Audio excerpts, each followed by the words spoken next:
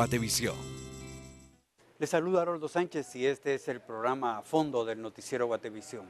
La construcción de la Catedral Metropolitana duró alrededor de 3 décadas. Se inició en 1782 y finalizó el 15 de marzo de 1815 y fue Monseñor Ramón Casaus y Torres, arzobispo metropolitano, quien abrió las puertas del recinto el día que se inauguró y llegó procesionalmente la imagen de la Virgen del Socorro. La obra se completó en 1821 y hoy realizaremos un recorrido por sus emblemáticos corredores y descubriremos la arquitectura que rodea la casa arzobispal.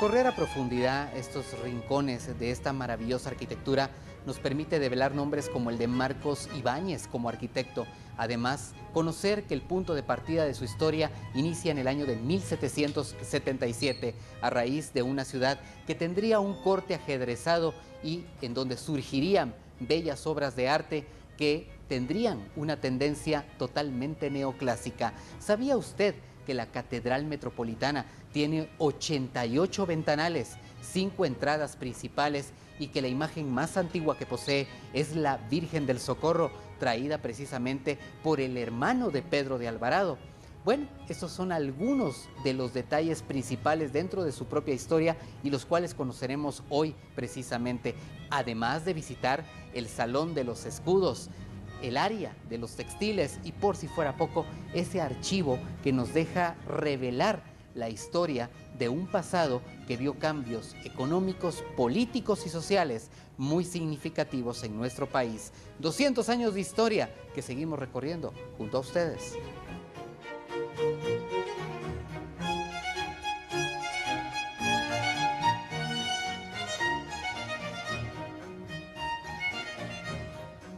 El arquitecto Marcos Ibáñez, el delineador Antonio Bernasconi, quien llegó desde España en julio de 1777, y el ingeniero Joaquín de Isasi tuvieron a cargo el levantamiento de los planos de la nueva Catedral de Santiago y después de 2 años lograron que los planos fueran aprobados por Real Cédula un 6 de noviembre de 1779, la que arribó a Guatemala en febrero de 1780.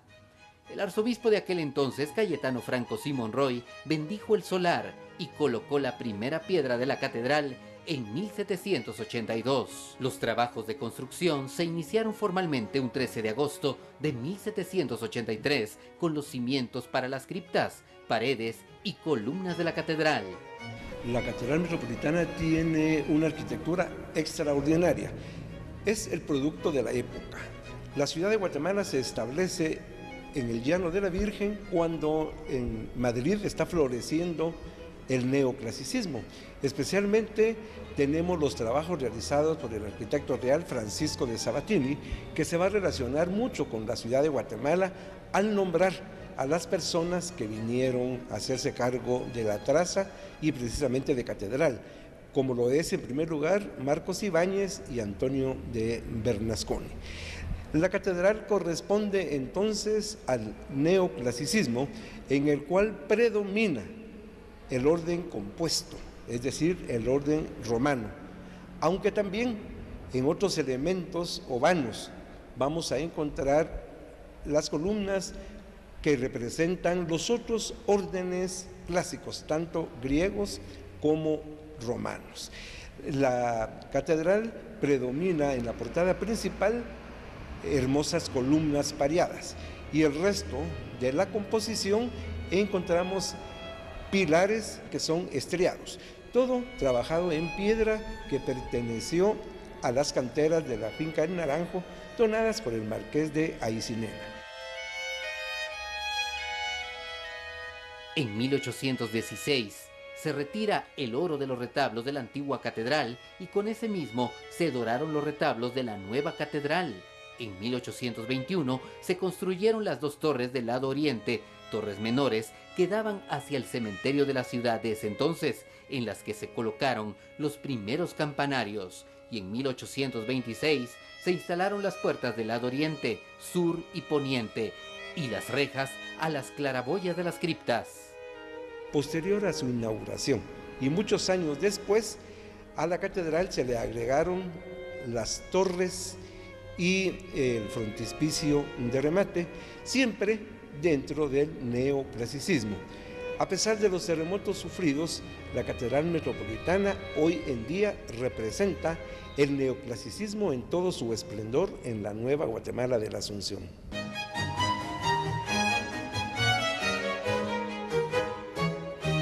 Hablar de casa arzobispal, por ejemplo, el patio de los naranjos o de la naranja que le denominan por los macetones en la parte superior. Hablemos de esas características, el patio de los aguacates. ¿Qué podemos mencionar acerca de esto?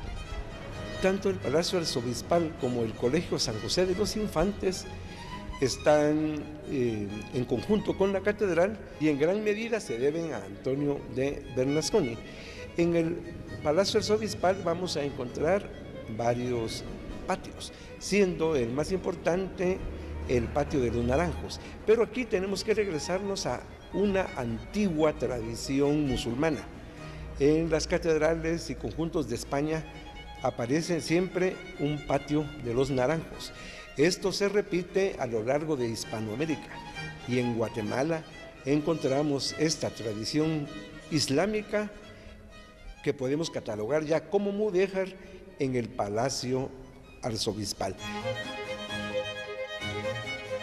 El Palacio Arzobispal, pues no solamente es la residencia del obispo, sino también son las oficinas de la curia, del arzobispado, lo administrativo, de la pastoral, de la diócesis. En el caso de acá, pues hay un lugar, cuando uno entra, hay un lugar que se llama el Patio de las Azaleas. Ese Patio de las Azaleas es donde en sí está la curia arzobispal. Esa curia está formada de alguna manera por las oficinas del señor arzobispo y de los señores obispos auxiliares de la diócesis, el señor canciller, los notarios, también lo administrativo, la tesorería y lo jurídico también de la que se maneja en la diócesis. Luego hay otro lugar, son varios patios que existen en este Palacio Arzobispal.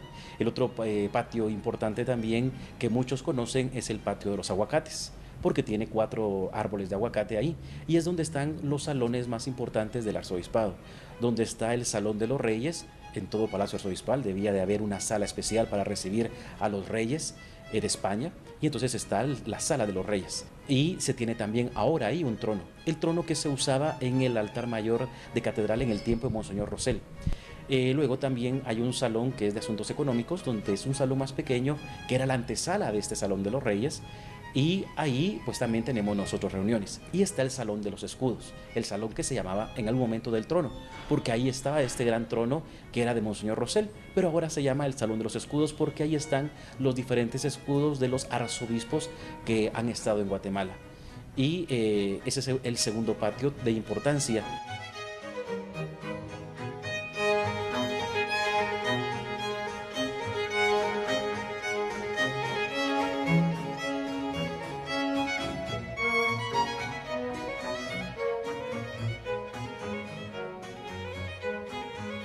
La Catedral Metropolitana es uno de los conjuntos arquitectónicos más completos del centro de la ciudad y que a pesar del periodo liberal sobrevivió para convertirse en un testimonio de belleza e historia. Al regresar, descubra cómo es físicamente el archivo de la Arquidiócesis de Guatemala. Seguramente Dios va a hacer justicia en tu vida y te va a bendecir. Si orar es hablar con Dios, pues empecemos por aprender a hablar. Por eso es que él dijo, no vine por justos, vine por necesitados.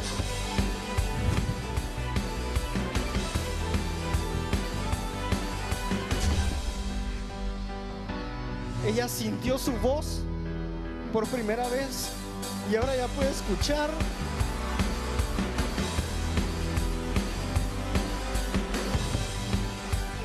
Cuando él voltea y me ve, ya no tenía nada.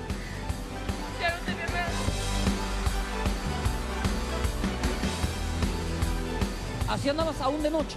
Sí, claro, yo recién lo saqué, porque no podía soportar las luces de ahí. Quíteselos. El Señor lo hizo.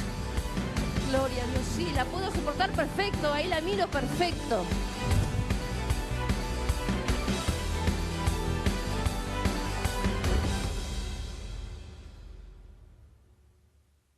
Hoy nace una nueva generación de aparatos de ejercicio pensada en la comodidad y el estilo de vida moderno. Ideal para personas que tienen poco tiempo y necesitan un ejercicio fácil y divertido, con el que puedan ver resultados rápidos y efectivos para lucir la figura que todos desean. Body Crunch. No pensé que alcanzara tan fácil y tan rápido mis objetivos deseados. Como se darán cuenta, mi abdomen está mucho más plano, mucho más definido, mis músculos han crecido mucho más, soy más ágil, tengo más condición gracias a Body Crunch. Body Crunch tiene un precio irresistible. Si marcas en estos momentos, incluiremos además las rutinas que están diseñadas para bajar de peso y tallas. Cada rutina incluye indicaciones especiales para cada caso, combinando velocidad, respiración y ritmo. Marca a este teléfono y pide el tuyo.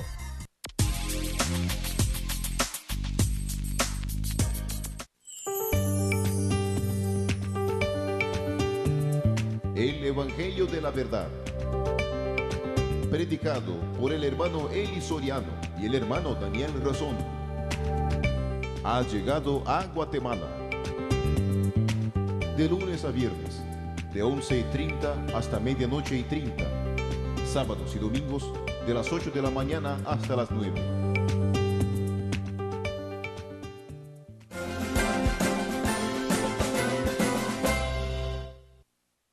La Catedral de Guatemala tiene 100 varas de longitud, 46 de latitud y 22 de altura en la nave mayor. El cimborrio está elevado 12 varas sobre la catedral y las naves disminuyen del centro hacia los lados en proporción tanto de alto como de ancho. Todo este conjunto no es solo arquitectura, es administración y un legado a través de un archivo que es el más completo de América Latina.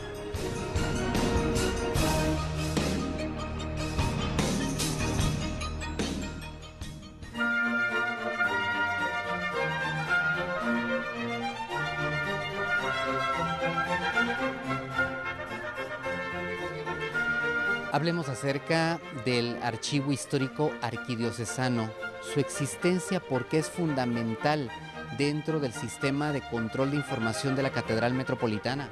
Bien, el archivo histórico cumple varias funciones. La principal es conservar y custodiar toda la documentación histórica del Arzobispado de Guatemala y las instituciones delegadas.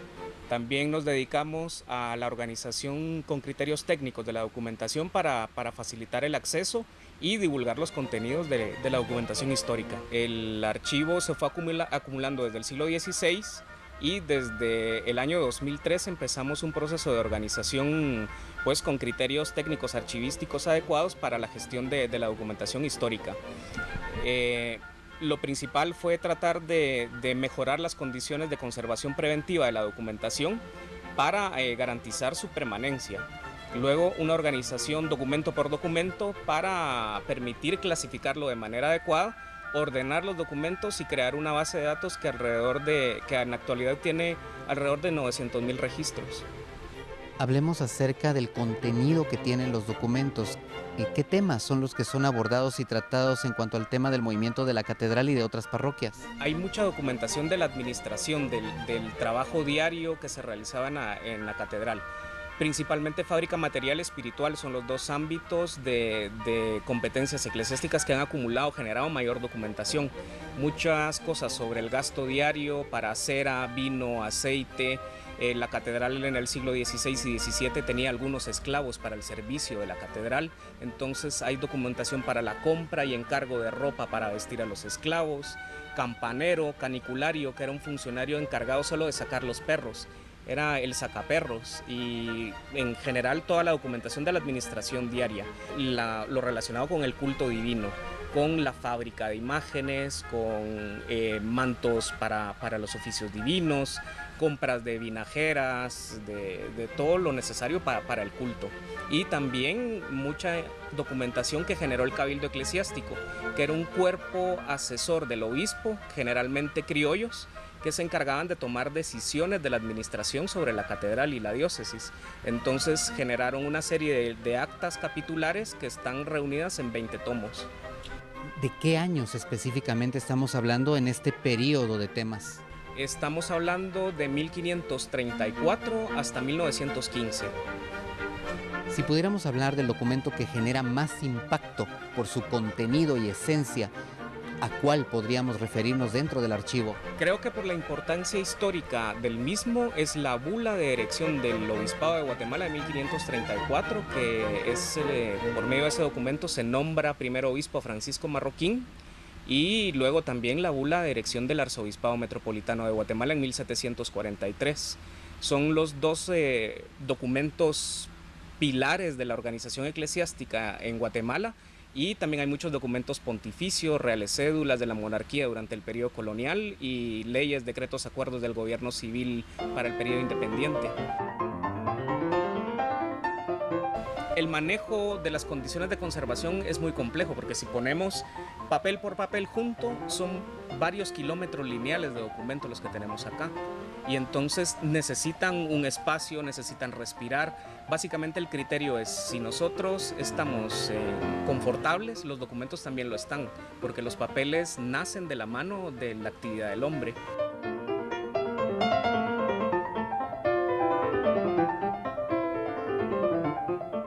Hablar de una forma de vida, de una sociedad, en este caso de la época de la colonia, ¿cómo la iglesia visualiza a los feligreses y cómo esto está documentado? Bien, por ejemplo, este armario es muy importante para la historia de Guatemala porque conserva el archivo de la Catedral de Santiago de Guatemala. Entonces documenta prácticamente todo el proceso de mestizaje también de la sociedad y el proceso vital de los habitantes de la ciudad, que se empezaba con el bautismo, la confirmación, matrimonio y defunción. O sea, refleja el ciclo vital de las personas y también los procesos de crecimiento y auge de la ciudad, los momentos de expansión. Pero también hablamos que había una clasificación de quienes ingresaban a un libro y a otro.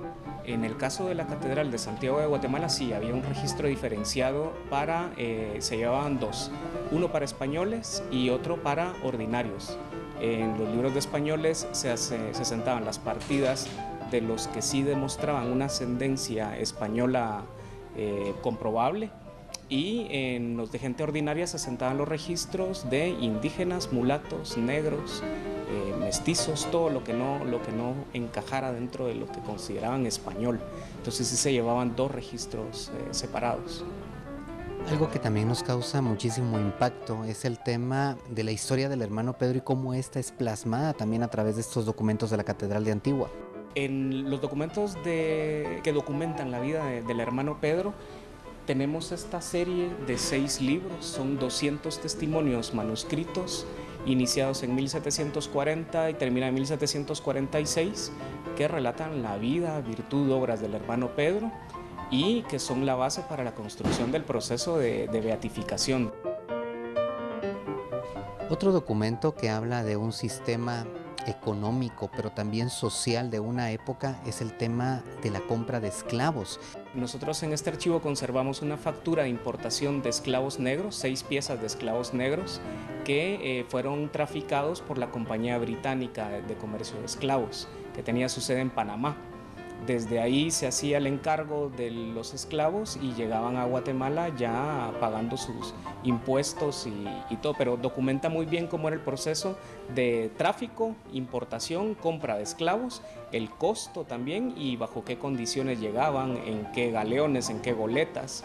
Se documenta muy bien cómo funcionaba el tráfico esclavista a principios del siglo XVIII.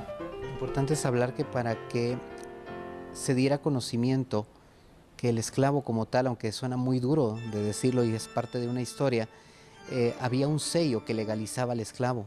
Correcto, y ese sello iba grabado en la frente y en el hombro de cada pieza de esclavo que era comerciada. Y ese mismo sello es el que vemos en el extremo superior izquierdo del documento, y ese sello era el que garantizaba que era un esclavo importado legalmente. La tinta que se utilizaba desde el siglo XVI al siglo XVIII se llama tinta ferrogálica. Está hecha a base de óxido ferroso y otros componentes que le daban fijación y un color oscuro. Y la tinta cambió, la tinta industrial ya en el siglo XIX, y la que conocemos actualmente pues ha variado radicalmente de esa que se elaboraba artesanalmente, pero que sí quien la hacía tenía que tener conocimientos de química para tener un resultado adecuado para la fijación en los documentos. Tengo conocimiento que el papel es papel pergamino. Hay un soporte que es pergamino, que es cuero textil. Y está otro soporte que es hecho de telas, de telas, y esta se podría, se tamizaba y se ponía a secar, y ese era el papel artesanal que se elaboraban los documentos en el periodo hispánico. La catedral es la iglesia madre de la Arquidiócesis de Guatemala, y en ella también hubo sentimiento a través de extraordinarias composiciones musicales para oficios sagrados. Esto lo veremos al regresar. Hola, soy el doctor Gustavo de León. Y yo soy Alejandra de León. Los invitamos a ver la segunda temporada de nuestro programa Gente de Cambio. Todos los domingos a las 22:30 horas. Solo por Guatevisión.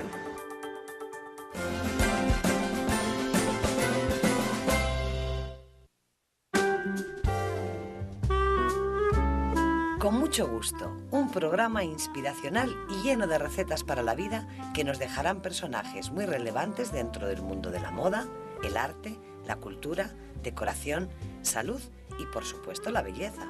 Además, aprenderás conmigo muchos secretos de cocina. No te lo pierdas. Solo por Guatevisión, todos los domingos a partir de las 6:30 de la tarde, con mucho gusto. Para manchas, acné, arrugas, líneas de expresión, poros abiertos, puntos negros o envejecimiento, Minerage, lo que tu piel espera de ti. Minerage, la mascarilla de minerales marinos concentrados que regenera tu piel, limpia, tensiona, hidrata, aclara y ayuda a generar tu propio colágeno. En pocas aplicaciones he notado que mi piel es más tersa, más limpia, más estirada y con más brillo. El sol, la contaminación, los químicos, el estrés y el paso del tiempo atacan tu piel. Minerage actúa en las capas profundas de la piel y la regenera. Mi piel ya no tiene manchas, luce joven y tersa, el color está parejo y ya ni siquiera uso maquillaje. Llama ahora y recibe un bote para un mes de uso de Minerage a un precio excepcional y el set aplicador completamente gratis con tu orden. Pero si llamas ya recibirás un mes más de Minerage totalmente gratis. Sí, 2 meses de Minerage al precio de uno y el set aplicador gratis llamando ahora. Minerage, lo que tu piel espera de ti. No esperes, llama ya. A lo largo de sus 200 años de existencia, la Catedral Metropolitana ha resistido numerosos terremotos, gracias a su grosor de 1 metro en sus paredes. También ha pasado por eventos importantes como lo fue la independencia y una revolución. Increíblemente, su composición arquitectónica está hecha de piedra, ladrillo, mezcla de cal, arena y leche de vaca. Es así como sobrevivió un legado musical que hoy conoceremos.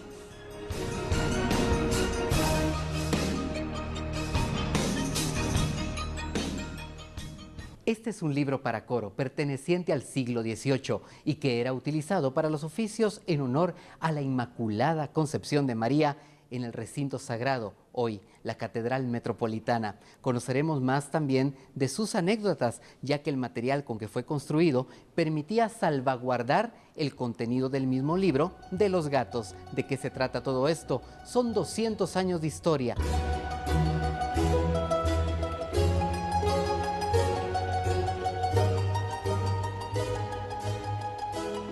Hablemos acerca de la música y cómo la música influye también en el desenvolvimiento de la liturgia dentro de Catedral Metropolitana. Esto, el antecedente de estos libros. Bien, pues este es el archivo musical de la Arquidiócesis de Guatemala y está dividido en 2 partes. Están los libros de coro, los libros de música que eran de canto llano, y están los papeles de música, que son obras mucho más complejas. Ya involucran instrumentos, diferentes tipos de voces y con una letra a veces un poco profana. La función litúrgica de la música era básica en la catedral, porque había muchas misas rezadas, cantadas, y aparte de eso las festividades especiales de San Pedro, de San Juan, la Natividad, de la Inmaculada Concepción tenían una gran importancia y se celebraban con mucha pompa en la catedral. Entonces se utilizaban estos libros para que los cantara el coro en los oficios divinos. Hablemos de las características de los libros en cuanto a proporción, tamaño y contenido. Bueno, primero son de gran volumen, porque necesitaba tener un tamaño suficiente para que pudieran verlo todos los miembros del coro. Aparte de eso, están confeccionados en pergamino, la mayoría. Está en un sistema de notación musical antiguo, entonces se requiere paleografía musical para transcribirlo a un sistema moderno. Aparte de eso, están forrados todos con cuero, con pastas de madera, y muchos tienen algunos detalles de bronce que se utilizaba con una doble función, decorativa, y la otra función era evitar que los gatos que se introducían en los archivos para evitar los roedores se afilaran las garras en los cueros de los libros. Entonces estos detalles de bronce ayudaban a la conservación de los libros, aparte de la función estética. Importante es hablar entonces también del contenido musical, hacia qué siglos, en cuanto al tema de la cronología musical de catedral. Bien, la catedral se erige en 1534 y a partir de eso empieza un proceso de acumulación y compra de materiales musicales.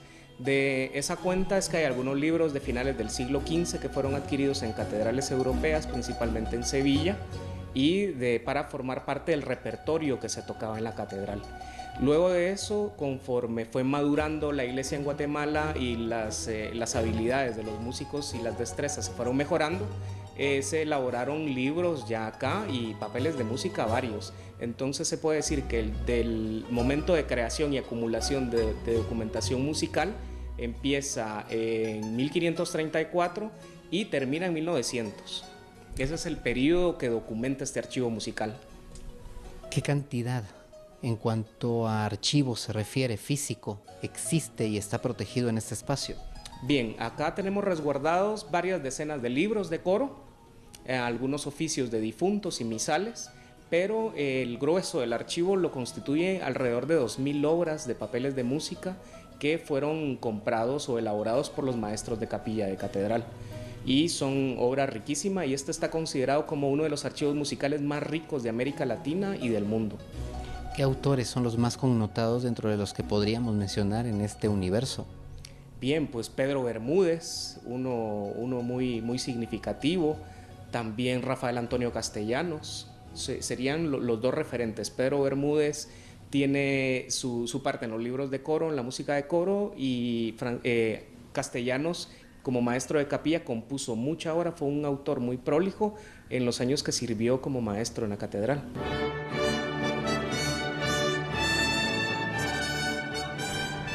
Los 200 años de Catedral Metropolitana nos han llevado a tener un acercamiento muy profundo, nos ha dado la oportunidad de conocer más el arraigo que tiene, los momentos más significativos a través de su historia.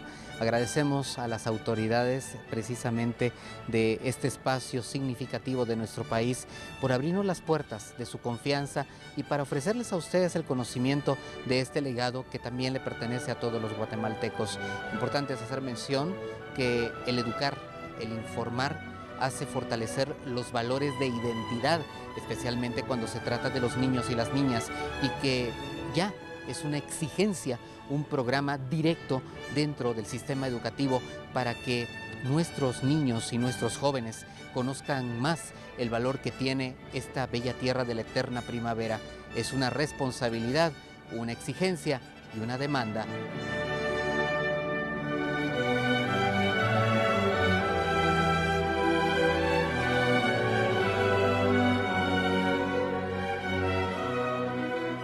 Al realizar el recorrido dentro del centro histórico de la ciudad de Guatemala, observaremos imponentes edificios, templos y casas que todavía sobreviven al paso del tiempo, pero que han sido objeto de una destrucción parcial o total y que lamentablemente por ignorancia, por falta de investigación, por necesidad o bien por avaricia han sido expuestos al riesgo y los que todavía se preservan, ni siquiera nos damos cuenta de su belleza, de sus altos relieves y diseños. Para muchos expertos, y según sus investigaciones, tendríamos una ciudad neoclásica hermosa y única en toda Latinoamérica.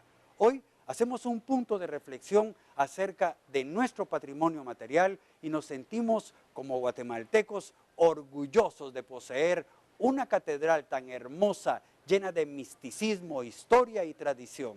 Soy Haroldo Sánchez y los espero la próxima semana. Hasta pronto.